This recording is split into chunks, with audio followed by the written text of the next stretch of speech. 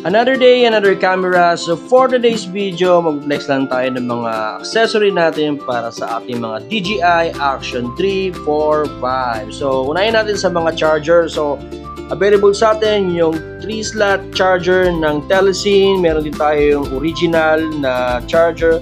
And then syempre, hindi mawawala yung naka-portrait na charger. Yan, available po yan sa atin. So 3-slot po yan, tatlo na yan. And then syempre, meron din tayo mga tempered glass dito para sa ating mga Action 3, 4 and then sa Action 5 Pro. So A magazine po ito, Telesin po ito.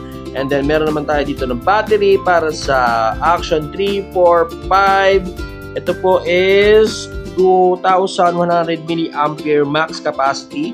Yes, available po yan sa atin. Meron din tayo dito yung A magazine na standard mount o yung magnetic mount niya. So, yan po, meron na-adjust po yan. Meron siyang 1/4 thread and then quick release po siya. Heavy duty po ito. So, yan. Sa mga naghahanap naman po ng casing, meron din naman tayo dito yung metal combo cage para sa Action 3, 4, 5. So, this is metal.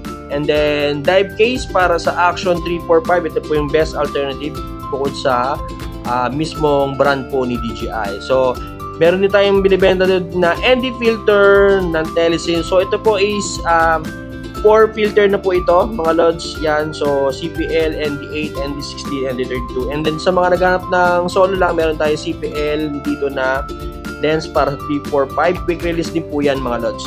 And then, sa quick release, dito pa na tayo sa quick release. So, meron tayo dito ang heavy duty ng Ulanzi. So, this is RO79, so 2-part siya, yung upper and lower.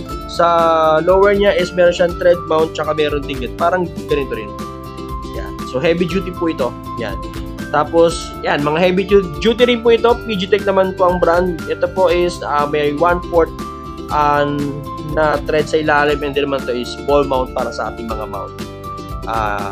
Universal backpack clip. Yan po, quick release din po yan, mga lods, no?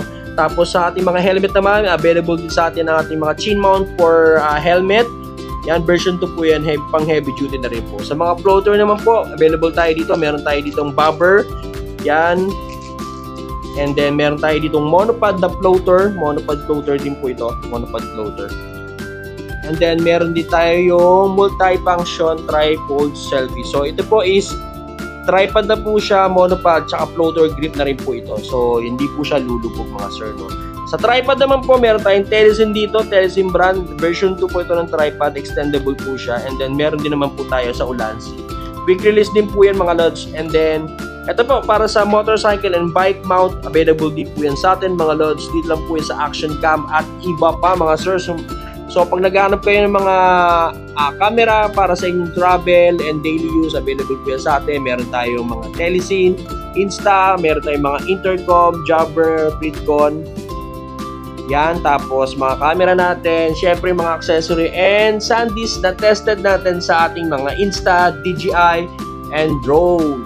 Yan, so shoutout sa inyo, mga lods. Kung may mga inquiry kayo, chat lang po kayo sa amin. Dito lang po kami sa Barangay Holy Spirit, Quezon City. Search lang po Action Cam at iba pa QC. Maraming salamat po. Thank you. Bye-bye.